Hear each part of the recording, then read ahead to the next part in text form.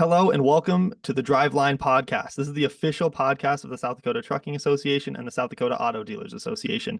Today, I am here with Nathan Sanderson, and we are going to talk about the AV bill and everything that it has to do with AVs in both of our industries. So, Nathan, can you give a little bit of an intro on who you are and what you do?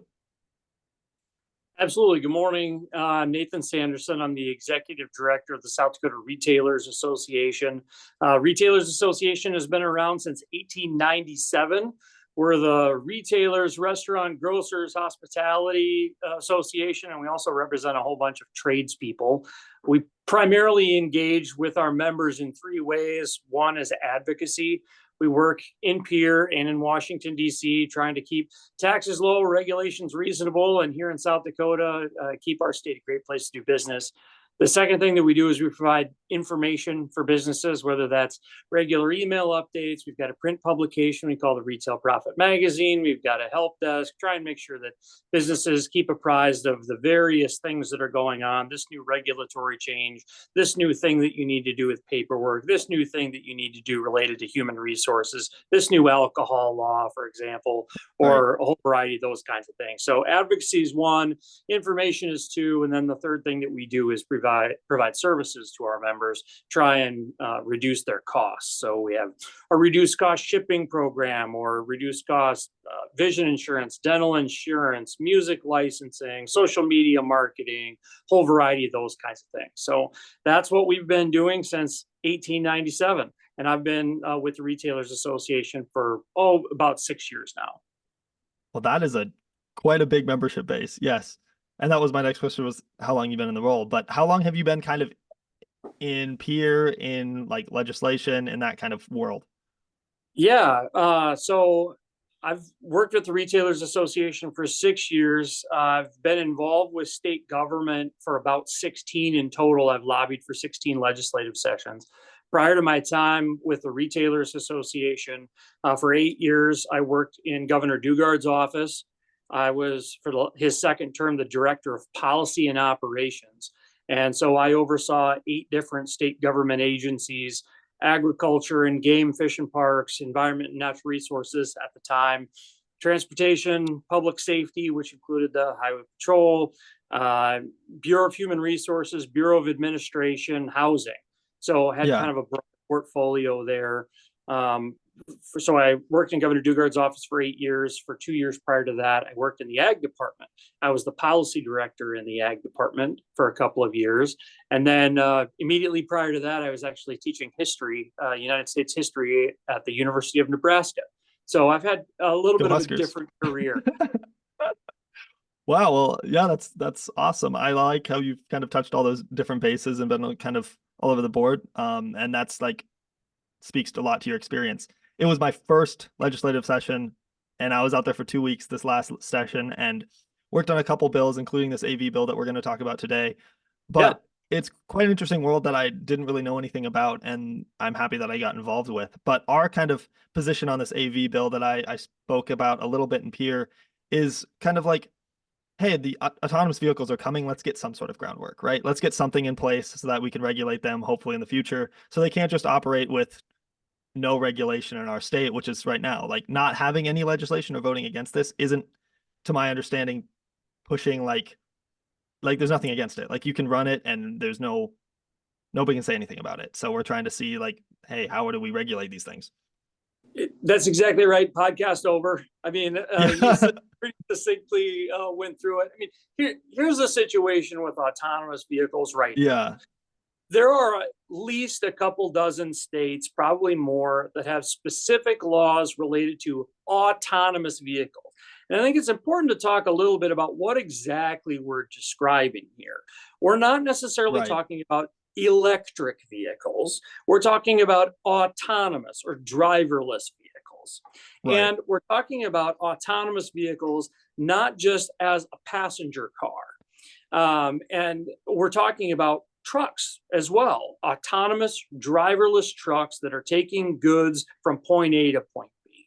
And I think when you talk about autonomous vehicles, that's really, really important to talk about. This isn't some fantasy that's going to happen in 5 or 10 or 20 years. I mean, it's happening right now with various levels. And there are 5 Right. different autonomy levels, with 5 being the greatest, Well, i.e., typically your cars that you have right now have some level of autonomy in them. Whether that's like like I drive a Subaru, and a lot of the Subarus, like the same model that I have, they have the driver assist package, which is you can press on yes, cruise control and it'll stay a certain distance from the car in front of you. That is, I believe, level 3. So we're yes, talking about and level 4 and level 5 in this bill specifically, or that's what like we're worried about. So that's like your Tesla autopilot, and that's like that's at least 4, and then 5 is like no driver in the car at all. that's exactly right. Exactly Yep. right. I mean, and everything, for the folks who are watching, you've got the lane assist feature when you're driving down the road, and if you leave the lane of travel, it'll vibrate, and there'll be a light display in your dash, or the self park feature, that you see where you can push a button and it'll parallel park for you. And we wanted to address that this legislative session, and I think we've got our House Prime sponsor, Rodger Chase, joining us here Yeah, pretty I was quick. about to say So Rodger that'll be Chase great. popped in. Speaking of the devil, there's the man. All right. Sorry about that, guys. You are good. Welcome, Rodger. All right. Thank you. We just kind of started talking about the AV bill. I'm just gonna have you do a little introduction on who you are and what your position is. Well, my name is Rodger Chase. I'm a state representative. I've served 4 terms in the legislature. This was my last term, as I'm term limited. I am a real estate broker in Huron, but I'm also a farmer. My son and I have a farming operation in rural Beetle County, just outside of Huron, and I've done that all of my life. So I have a farming background, business background, real estate background, and now I will be able to say that I can add to that list a legislative background. Well, there you go. Awesome. Yeah, and what kind of is your position on AVs, and how did you kind of get involved with this bill? Well, I received a call. It was the fall of 2022 about my interest in possibly sponsoring, being the House sponsor for an AV bill. And it's something that's always intrigued me. And, like I said, going back to the farming operation, we've had, tractors that, and farm machinery that we can program and head in a direction. And once we get them programmed, pretty much that is the track that they will follow all day long. And so we knew that automation was something that was possible in the farming operations. And then, most all of the vehicles that we drive today are smarter than we give them credit for. If you follow the navigation systems on most vehicles, they know where they're at, what they're doing, where they're located. They can identify traffic and cars and vehicles around them much more than we give them credit. So I knew that this was something that was coming, or something that's here, and we needed to get prepared for it in South Dakota. Yeah, absolutely. Yeah, and kind of how I've thought about it the entire time that I've like always been interested in these things. But the thing is, like, you have human drivers who could possibly like will make the same errors over and over again. The thing with autonomous vehicles is it's a code. So once a problem happens, which I'm not saying there's not going to be accidents, there will be problems and there will probably be accidents. But the thing is that once they happen, they will take that into account and it won't happen again. Like they will watch for that. They don't text and drive. They don't drive drunk. They don't do all those kind of things. So overall, eventually it will 100% be safer. And it is honestly safer already because of those things that I just previously listed. So I think there's a big safety aspect. And as far as like the trucking association, like we've always had a driver shortage. If we can help that a little bit in some way, we'd be happy about that. So that's kind of how I feel about at least that side of it. I think there's an untapped opportunities for many different businesses to utilize this technology in so many different ways. And one of the things that I also go back to is my first 6 years on in the legislature, I served on the transportation committee, and we were part of the truck platooning technology and information that came about 4 or 5 years ago, and knew that with labor and issues along that line, autonomous vehicles were something that could possibly help both businesses as well as industry, and trying to offset some of that labor shortage. Yeah, absolutely. Yeah, so I think it might be worth talking a little bit about what the bill does. So this was House Bill 1095. Representative Chase was the House prime sponsor, and then we had Senator David Wheeler, also from Huron, coincidentally, who is the Senate Prime. And the idea behind the bill was to put in place a legal framework for the operation of autonomous vehicles in South Dakota. Registration requirements, insurance requirements, what do you do if one of these vehicles happens to get into an accident, that kind of thing. And I think it's really important to note in South Dakota state law, if there is no law on the books prohibiting it, whatever it is, then it is legal. And so we've got a situation in South Dakota right now, because the bill hasn't gone into effect yet, but we have a situation in South Dakota where autonomous vehicles are legal to operate in South Dakota without any kind of regulatory framework whatsoever. And so the purpose of the bill was to put in place that regulatory framework. Passed in February through both houses. The governor signed it on, I believe, the 12th of February, and that will go into effect then on the 1st of July. So as of July 1, right, we will have a legal framework for the operation of these vehicles. But currently, there's absolutely autonomous vehicles that have operated in the state of South Dakota with no regulatory framework whatsoever, thus the bill. Yep. And I'm a little confused still on how the registration of these vehicles works. Is there a different way that they're registered, or is there some sort of framework in that bill? Yeah, go ahead. Go ahead, Nathan. Go ahead. So maybe talk just a little bit about the bill before we get in that detail. Okay. What the bill does is it provides this regulatory framework. So we had to do things like we included a whole variety of terms so that everybody knows what we're talking about. And if you're using an autonomous vehicle, you have things like a, quote, dynamic driving task. This is when an autonomous vehicle is operating sort of without the guidance of a human. We had to put that kind of thing in the code. We have to define what is an autonomous vehicle. And as we talked about before, we're talking about levels 4 and 5 vehicles. And again, we could spend a lot of time talking about the difference between level 1 and level 5, but basically level 1 is the most basic kind of autonomy, i.e. cruise control, that kind of thing. Yep. Level 5 would be a fully autonomous vehicle that would have no driver in it whatsoever. And so we've got to define what those things are. And there's a whole variety of other terms. So that was one of the things that we did. We also made sure that we noted, here is how an autonomous vehicle can operate in the state, meaning what are the requirements that a vehicle must meet in order to operate. It's got to be capable of protecting itself if there's a problem. It has to be able to follow all of the traffic laws within a state. It has to be able to meet a whole variety of the registration criteria and that kind of thing.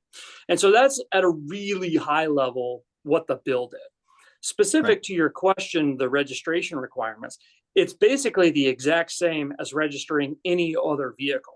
When you go to register your passenger car, you have to go fill out paperwork with the South Dakota Department of Revenue, and the Department of Revenue will note what was the manufactured date of the vehicle, what kind of vehicle it is. You know, you're driving a 2020 Chevrolet Tahoe, for example. Right. This will have all those same requirements on it with one additional component, and that is that if there is an autonomy level, that's got to be noted in the registration. That's really the difference. And so that we now have some government record of what vehicles are capable of operating autonomously and what are not. Gotcha. Okay. That makes sense. I would agree with that completely. And, the first section is simply just terminology of exactly what is a dynamic and autonomous vehicle. And going all the way from the different driving systems, the lateral motion of the vehicle, the longitudinal, the recognition of exactly where that vehicle is located, all the way down to how does this vehicle interact with a human driver that's in it. Obviously, that would still be a level 4. And then definition of motor vehicle, on-demand autonomous vehicle network. If this is all part of a network, that maybe you've got one person that's controlling a number of vehicles in a specific task one way or the other, the domain that it has, the request to intervene. If somebody has to intervene, maybe that individual controlling those vehicles can intervene and stop traffic or move traffic in case of an emergency situation or whatever the case might be. So terminology was a big part of it, and learning more about what autonomous vehicles is. And I think another thing that we need to kind of specify is that, the title of the bill is an act to establish provisions for operating an automotive motor vehicle. And now that doesn't necessarily mean that these are all electric vehicles. And I think that's one of the big misconceptions out there, is that these are all autonomous vehicles are all electric. And that's not necessarily the case. Many of them are internal combustion engines, and many of them are even diesel powered. So that's one thing that we need to make sure that people are aware of, is that just because they're autonomous does not mean that they are electric vehicles. No, And I think absolutely. Yeah, I think Representative Chase is exactly right. The other thing that I would add is, I think once you start getting into the real nitty gritty of the bill, it's pretty easy to be like, oh my gosh, there's so much stuff in here. And, you're talking about like autonomy levels, and you're talking about like insurance requirements, and you're talking about like levels 1 and level 4 and level 5 and all this kind of detail. I think the key piece that I would note is that it's important to put this framework in place, because right now there is none. And so unless you do some of these things, i.e., you define what actually happens if an autonomous vehicle is in an accident, here's how law enforcement can interact with that. What exactly are the insurance requirements? It's putting in place specific details about the vehicles must comply with all local traffic laws. I mean, you think about some of the particular circumstances that an autonomous vehicle might encounter.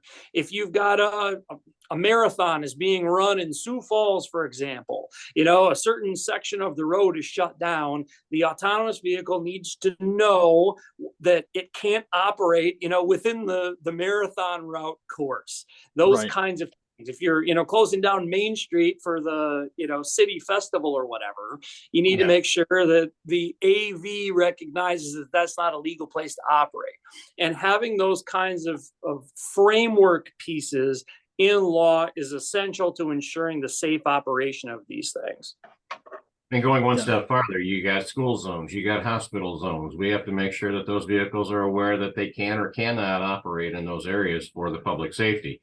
And just one bad incident can, hamper or really hurt the reputation of what these vehicles can do. So we got to make sure that when they're operating in a safe and efficient manner, and we don't have issues with them in an area that they shouldn't be in. They are not designed to be in. Right. Yeah, this all, like, I went to college initially for electrical engineering. This sounds like a crazy coding problem.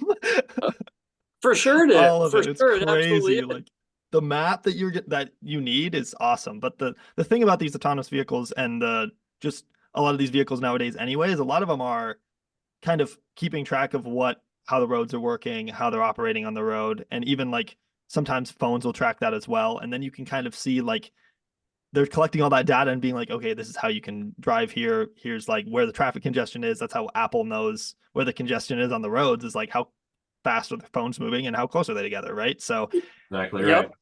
If I was in a traffic jam not too long ago, and everybody had an Apple phone in the vehicle, and that's how Apple determined that there was a traffic jam. Well, we got a signal from one of the occupants in that vehicle that there was heavy traffic in this particular area, and the rest of us in the vehicle said, well, no kidding, we can see that for ourselves. But technology is out there to determine where traffic flow is and how fast it's moving, and if there's an issue, and it's alerting the general public that you got to be aware for it. And that's happening, on your Android phone too, guys. And it's also happening, if you use a Google mapping application or something like that, and you're mapping your route. And then all of a sudden, dynamically, it's like, oh, there's a crash ahead. How exactly does it know there's a crash ahead, right? I think it's useful to maybe even pull back half a second and talk about, as we've been describing this, I think it's kind of been assumed that we're primarily talking about passenger vehicles here, but Yep. we're not necessarily just talking about passenger vehicles. And obviously, with the South Dakota Truckers Association, one of the things that we're talking about is autonomous level 5 vehicles. That would be a vehicle with no driver to move freight from point A to point B.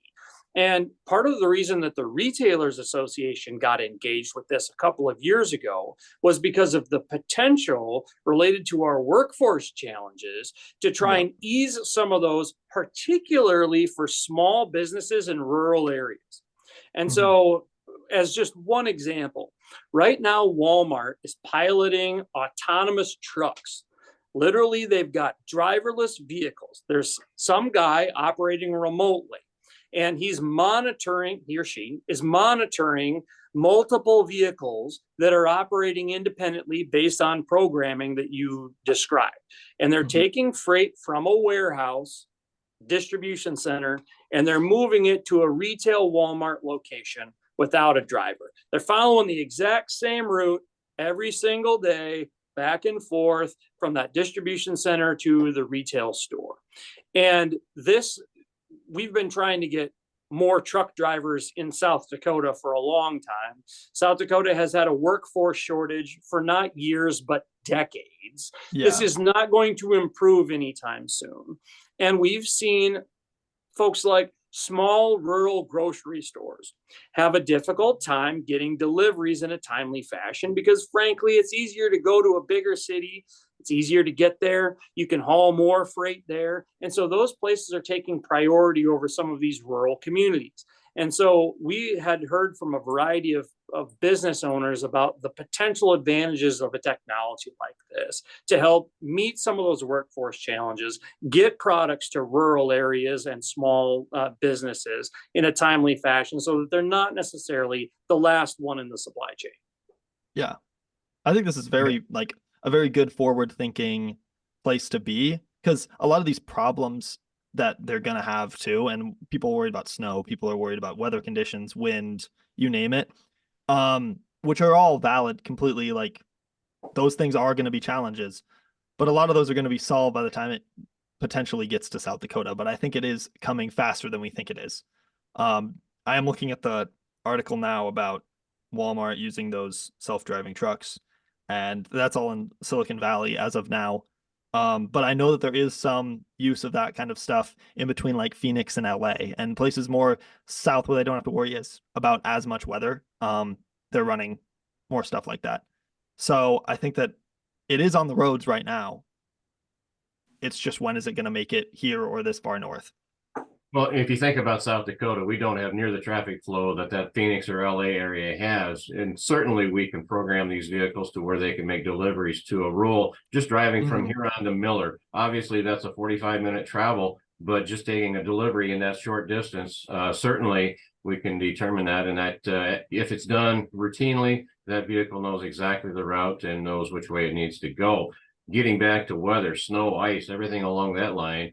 I don't know about you guys, but every time I get in my vehicle and there's frost on the windshield, or if there's icy conditions, that vehicle notes that, can sense that, and identifies that. And certainly for many of us that we think, well, we're inevitable, we can drive it, we can do whatever we want to, that vehicle is going to say, no, this is not safe to be driving in, and either pull off or refuse to operate during that day because it says this isn't safe driving operation. So I'm not going to go out and get myself in an accident where the three of us might just jump in a vehicle and say, we can make it.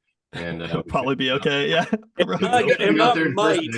vehicle's going to be smart enough to say, no, it's not safe to be out there, guys. I'm not going today. Yeah, I'm 100% giving it a whirl, Representative. We're going. We're South Dakotans. We drive in all weathers. Yeah. I think it's maybe worth noting too, yes, there are absolutely autonomous trucks that are operating in the South, but it's not just in the South. So one of the companies that we worked with is a company called Gatik, and Gatik is a company that basically builds these autonomous trucks for a variety of delivery purposes. And it's not just what you would consider an 18-wheeler, it'd be a box truck kind of situation as well. They're operating with diesel powered engines, as Representative Chase mentioned before, not electric. They're operating diesel engine autonomous vehicles in Canada. They're operating in Ontario around the Toronto area. And so there are absolutely incidences of this taking place in colder climates as well. One other thing that we haven't really talked about is the specific nature of the technology. And I think it's kind of assumed, but you've got a GPS system on the top of the vehicle. You've got cameras in multiple directions on the vehicle. And so it's not just the programming, although of course that is a major component of it. These vehicles, as part of their programming, are able to respond dynamically in real time to real situations using the camera system that they've got, using the GPS system that they've got. They're programmed to identify threats like, hey, the person steps into the roadway kind of situation. Hey, the vehicle in front of me is braking. Hey, there's this obstruction on the roadway kind of situation. And so it's obviously a pre-programming component, but there's an active dynamic change or adjustment that takes place while the vehicle is operating, of course, due to those cameras and GPS and those kinds of things. Yeah. Using LiDAR technology that they can sense, they can view, they can feel pulsations in front of the vehicle or to the sides to determine, is that a child running after a ball into the street, that they could detect that and be able to brake and not have an incident with that. So that LiDAR technology that I learned about throughout this whole process is probably as intriguing to me as what the satellite technology is the pulsation and the ability for that vehicle to sense what's in front of it and what's coming up and what's to the side. So these are very technologically advanced vehicles. And, I go back to our situations that whenever somebody pulls up next to me in my blind spot in my vehicle, it shows up on the rear view mirror that there's a vehicle over there. These vehicles can sense and operate much more than we give them credit for. And if you think that's not the case, just look at any criminal cases. They can detect where your vehicle is at, what time you were there, and how fast you were traveling. That research, that information is already there. And even a level 2 or 3 vehicle. Now think about the technology available in level 4 and level 5. Mm-hmm. Oh, yeah, absolutely. We've kind of been hopping around a little bit, but to get back to the passenger side of things, from the freight side of things, there are autonomous ride share services operating in the United States right now today. Waymo is a prime example. There are others, but Waymo is probably the best known. Just a couple of months ago, I was in Phoenix. If you've flown into Phoenix, there are Waymo vehicles all over the place.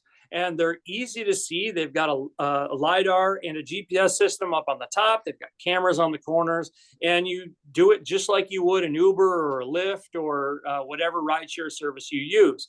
You download the app on your phone, the Waymo app. You call for the vehicle to come and pick you up. It drives there. You hop in. There is no driver. You are the only one in the vehicle, and you obviously select a destination, and it will drive you to your destination. One of the fun things that we did during the legislative session, as we were testifying on this on the House side, Shannon Nordstrom, who's a member of the Retailers Association, Nordstrom's auto recycling down by Garrettson, kind of well known. They have this under the hood radio program. It's kind of like Car Talk used to be on public radio. You can call in and they'll talk about the various potential problems with your vehicle. Shannon Nordstrom's a guy who knows vehicles. He and his family took a Waymo ride down in Phoenix, and they filmed the things, about a 3-minute video. And it's just absolutely intriguing. If you've never seen one of those, check out Shannon Nordstrom on Facebook. He's got that video that's still up on there. And he describes the ride, and about 90 seconds into it, he's like, this is kind of boring. This is not as exciting as I thought it would be, because you punch in the destination and then you're looking around and you're riding. And so this technology is already operating, and it's going to happen in South Dakota in very short order. Yeah, I would agree with that wholeheartedly. One of the photos that I showed was from when my wife and I went to Las Vegas in November. There was actually one of these vehicles transporting residents from one hotel to the other. And I just wanted to have the opportunity to get in one and ride, but we were on our last day and I didn't have that opportunity. But I will tell you that we had 2 interesting rides, and taxi drivers going from the airport to the hotel and then back from the hotel back to the airport. And many times I was wishing I had somebody else that was driving that was not a driver for that vehicle based on their traffic and their ability to drive in Las Vegas. It was kind of a scary situation. But I noticed this, the one vehicle that I did have the opportunity to take a photo of as it was transporting people, it was very safe. It was traveling at a safe rate of speed. It used its blinker. It identified, used the turning lane, did everything correctly that I could witness and see as that vehicle was going down the road. The only thing I would probably make a comment on is it looked like the people in the back seat of the car maybe was their first ride. Their posture was very well. They were very alert on what was going on, but they got them from point A to point B in a safe manner that day. It's one of those things that like you think is going to be exciting, but it better be boring, right? Like, so yeah, that's exactly right. And I really would encourage people to take a look at that video. It's pretty short, 3 minutes, and that's exactly right. I mean, when they first get in, it's, oh, this is interesting. Oh, this is fun. Oh, this is cool. And then after a while, it's like, well, it's doing what it's supposed to do. And you know, the uniqueness of it wears off pretty quickly. Yep. Getting close to a train. I think looking down the road, you know, the potential for this technology and this for retailers. I don't own a bar or a restaurant, but if I did, one of the things that I would be looking at is that if I have patrons in there that basically have 1 or 2 drinks too many, I would offer them a ride in a vehicle or an autonomous vehicle to take them home that evening, and then offer that opportunity to have that same vehicle come back and get them the next day, bring them back to the bar or restaurant and pick up their vehicle without any issues. And think of the safety that would be. Think of the advantage that would be for a restaurant or a bar to be able to make sure that their patrons get home in a safe manner, and you're willing to make that extra step to go back and get them the next day, bring them back so they can safely get their vehicle.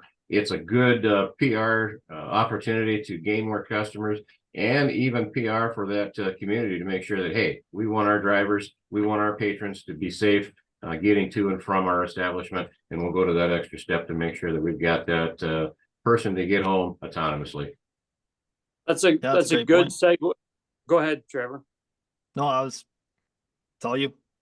Well, I was just going to say that's a good segue to talk about, you know, the bill that eventually passed that the governor signed was a product of input from a lot of different individuals. I mean, we had the municipal league involved. We obviously had the truckers and the auto dealers association involved. Retailers were involved, but then we had a number of state government agencies. I mean, the highway patrol went to a number of meetings where we were working on drafting this bill. The South Dakota Department of Transportation had a very heavy hand in the bill draft, put lots of the words that we eventually had on paper. They were part and parcel to that. The Department of Revenue, which I mentioned before, does the vehicle registration process in South Dakota. All of those state government agencies were involved, and they were supportive of this effort for some of the reasons that Representative Chase talked about. I mean, I had a highway patrol officer give a specific example of an individual who had consumed too much alcohol, who was in an autonomous vehicle, who wasn't driving drunk because the vehicle was driving for them. And they were like, these are the kinds of things that are going to save people's lives now and into the future, because you take sort of that human element out of it. And so I think that was just one of the reasons why I think the bill was successful in going through, and why we've been able to get this framework in place, because we had a number of different entities and individuals recognize that this can already happen today. And so we need to make sure that we put a framework in place, and that there's potential for real benefits of this technology from a workforce perspective, from a supply chain perspective, and from a safety perspective. I think it adds, from our side, it's like a convenience from the auto dealer side. And I think that consumers will really like, a lot of cars will just come with this. Like, it's starting to become like CarPlay on your stereo, right? So it's just like another thing that will be available for models of lots of cars, as long as on our side there is that franchise model behind it. We're still trying to keep up with that and keep that in place, and that's a big part of a lot of businesses here in South Dakota. So again, like with EVs, it's like, as long as the consumers want them and they're selling, like we'll sell anything. So we're excited to see more, like our dealers are excited to see more of them. And I think it's really cool. And yeah, like you said, it's going to really save, I think, a lot of lives in the end. And it's going to really like keep the road safer. I think the growth of this industry will be slow to begin with, but once it really starts to catch on and people start to see the advantage of this, start to see that the technology works in rural areas, specifically in South Dakota, I think you'll start to see a lot more interest and a lot more desire to have this technology, to have these vehicles. And that's where the manufacturers need to step up and say, okay, this is the demand that's coming down the road, not just necessarily for EVs, but for these vehicles with this technology and this ability to help with workforce delivery and safety. And obviously, the auto dealers and the retailers, we overlap a fair amount in some membership. I mean, we've got multiple car dealers that are members of ours. Recent president was, as an officer in your organization as well. And I think what we've seen with electric vehicle technology is the kind of thing that we're going to see with autonomous vehicle technology to come. Exactly what you described.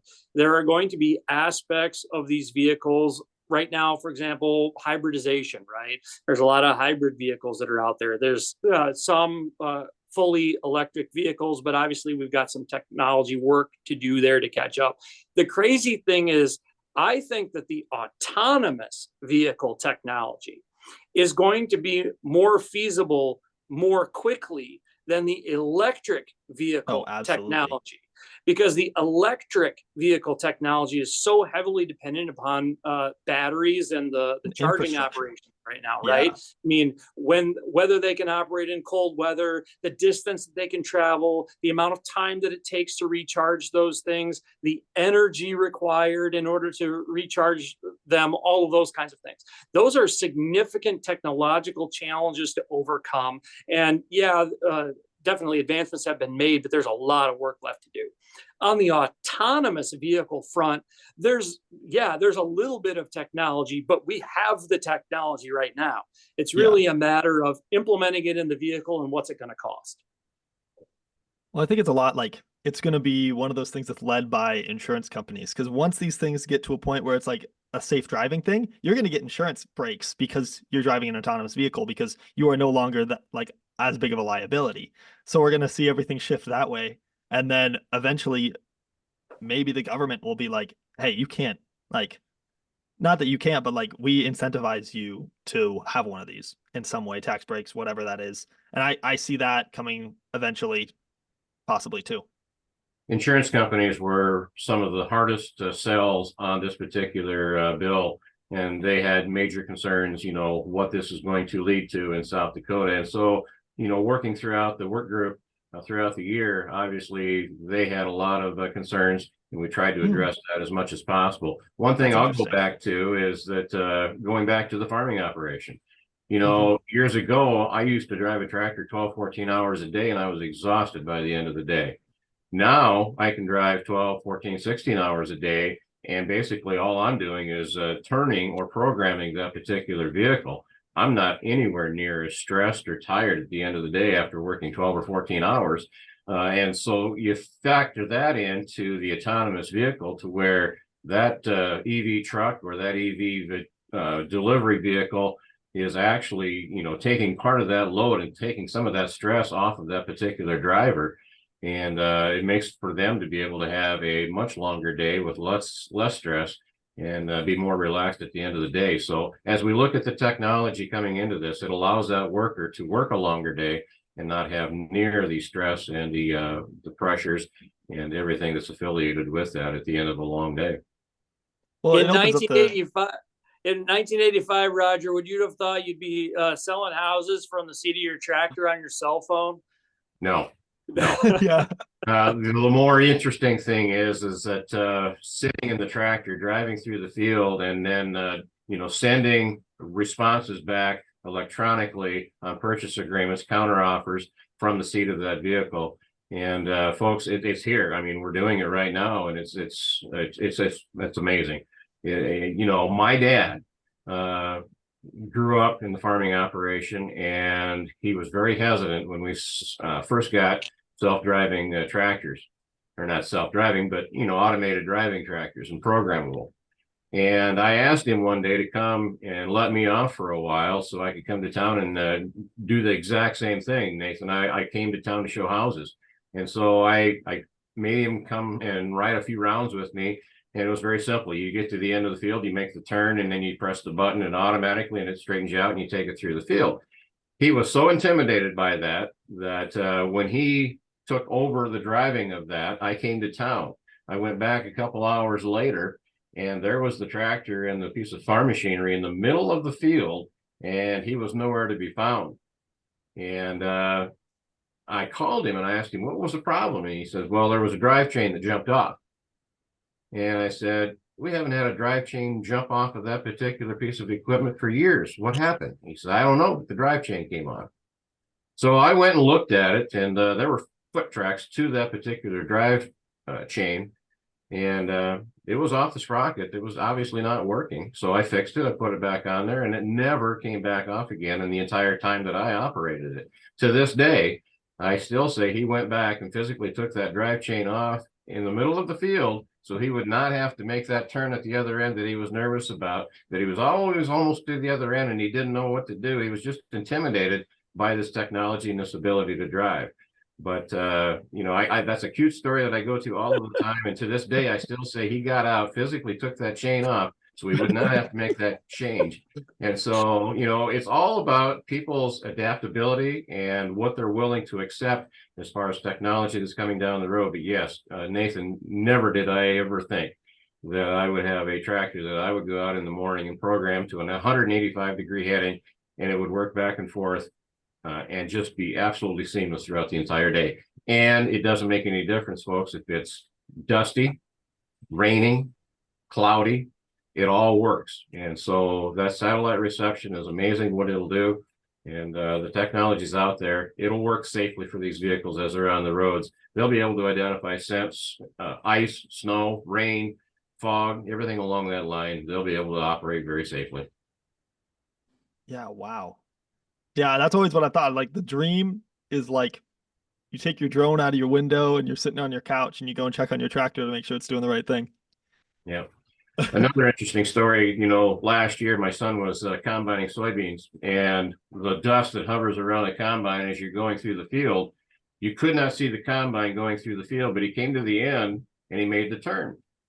And when he turned around, where the dust was all to his back, now he was facing the wind.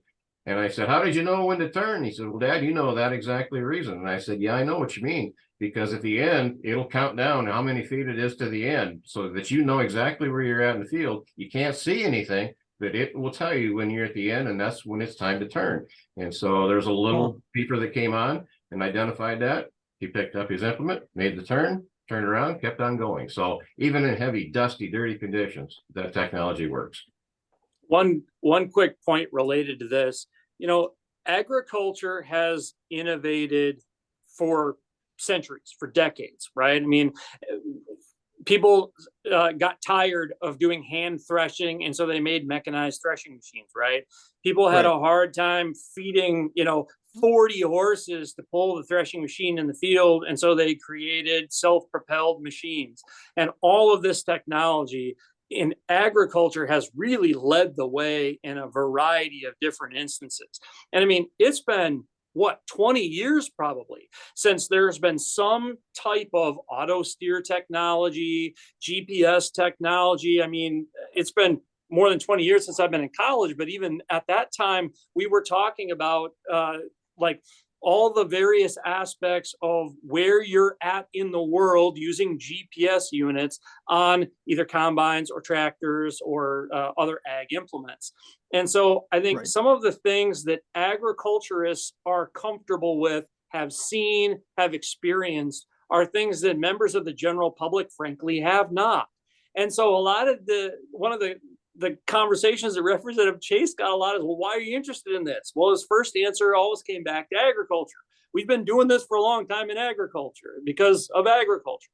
Well, now what we're seeing are some of the fruits of that those early technological advancements on a more self-contained environment. Obviously, a field is different than, an interstate outside of Los Angeles. And so you've got these opportunities to test and develop some of this technology in various scenarios. And the public at large is seeing the results of that on the highways and streets. And that's only going to continue in the years to come. Yeah, absolutely. Well, I think we basically covered everything that we need to cover in this podcast.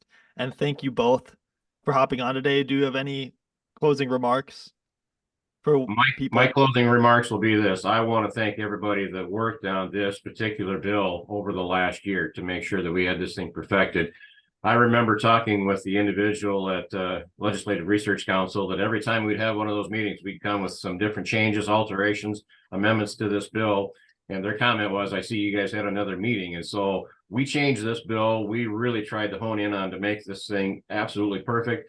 When it came to discussions for trying to amend this bill during this legislative session, we said, no, this bill is pretty much perfect because of all of the input that we received from all the players that were part of it. And those people were individuals that Nathan Sanderson mentioned. Dave Huff from Department of Transportation, Joel Junt, willing to understand the fact that this technology is here. We need to get this done. Highway Patrol. We would come back to a lot of different comments. Do we really need this? And one of the comments that I would throw out to the highway patrolman, how would you guys regulate and law enforcement? How would you deal with this right now? And they just shook their head and say, we've got nothing to base that on. So this bill is important to get done and get completed. It sets that framework, and I always said it's the foundation of autonomous vehicles for what we'll have for years to come. And I was just asked to be part of it, and I'm excited about it. As a legislator, you always want to look back on key pieces of legislation that grow and prosper in years to come. And I wanted to be part of that discussion and wanted to be part of that groundwork in getting this established. I think it's important for South Dakota, and it's a great step forward for safety, workforce, and everything that's related to autonomous vehicles in South Dakota. So I'm excited to see it become reality. I think we'll see slow growth, but once we take off, we're going to see it really become popular and utilized a lot in South Dakota. Absolutely. Yeah, I'd just build on that and say this really is a framework. We're absolutely going to need to revisit this in years to come as technology changes. There's 24 states that have something like this. South Dakota is not an island. North Dakota, Nebraska, Iowa, they all have laws related to autonomous vehicles. And I think that this sets us up well for a technology that is both coming and is already being deployed. Yeah. Perfect. Well, thank you, Nathan and Representative Chase, for coming on today. I really, really appreciate it. Taking some time out to talk to our viewers. Thank you, everybody, for listening. Again, this is the Driveline Podcast. My name is Trevor Johnson. Thank you all for listening, and I will see you guys in the next episode.